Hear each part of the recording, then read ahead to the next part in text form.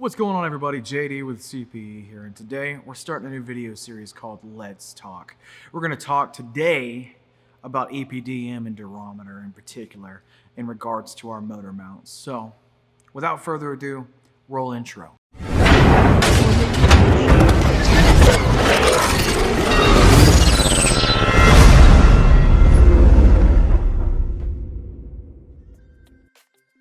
So for our conversation today, I want to define three terms: EPDM, Durometer, and NVH.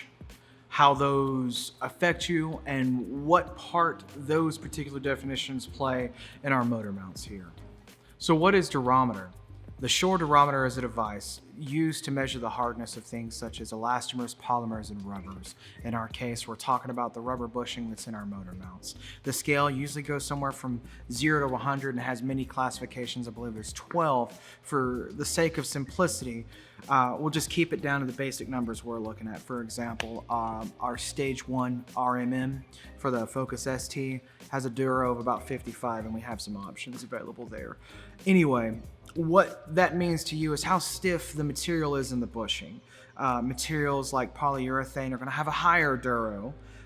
Things like EPDM, which we use in ours, has typically a lower durometer, which means less transferred NVH. The second term I wanted to define. NVH is a term used by OEMs, manufacturers, automobile manufacturers in this particular case, that describes the noise, vibration, and harshness that's transferred through the chassis that can be felt by somebody in the interior compartment, whether it's the driver or the passengers. There's different types of NVH. Some of that's road harshness, like coming through the tires and suspension up into the compartment. Some of that's drivetrain harshness, such as engine and transmission movement and vibration from the operation of the engine and transmission itself. The harder your durometer, the more NVH you're going to feel inside the car. Now, I come from Fox Body Land. I used to play with old Mustangs. I still do when I can. What I'm getting at is it was commonplace to use solid engine mounts and solid transmission mounts in those vehicles for drag racings and things of that nature.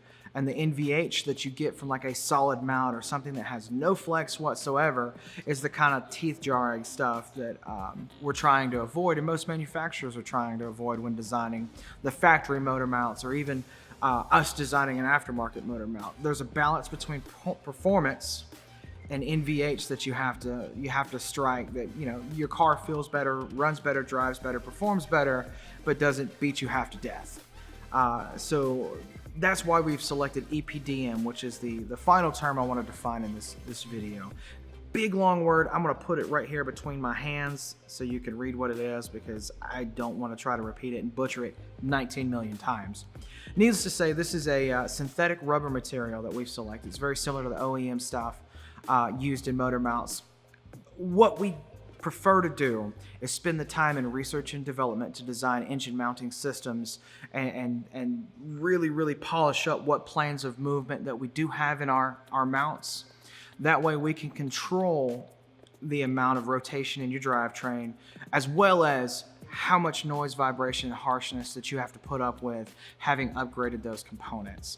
With a fine balance between NVH and actual rotational movement, we're able to improve performance but not beat you to death. The reason we selected EPDM instead of polyurethane is because some of the properties and some of the characteristics of polyurethane didn't suit what we were looking for.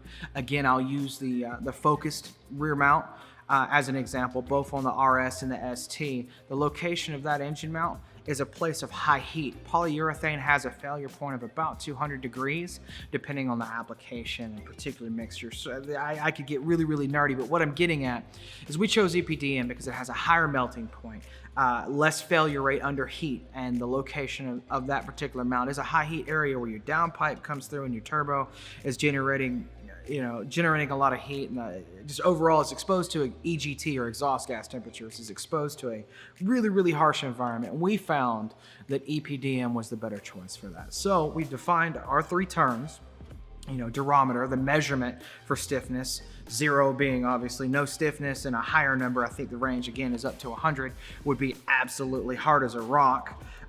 We've defined noise, vibration, and harshness, NVH, as the side effect of stiffness of your bushings or mounts. And we've told you a little bit about EPDM, again, the definition sitting between my hands because I don't feel like chewing on those 4 long words again. So I hope that you found this video informative. I hope it helps you make better choices and the right choice for your application in regards to modifying your car's suspension and mounting components. Please feel free to reach over there and hit that subscribe button and the bell for notifications so you can check out our content coming in the future. And I just want to personally thank you for coming and hanging out here on the CPE YouTube channel. I hope you have a fantastic day, and I'll see you again soon.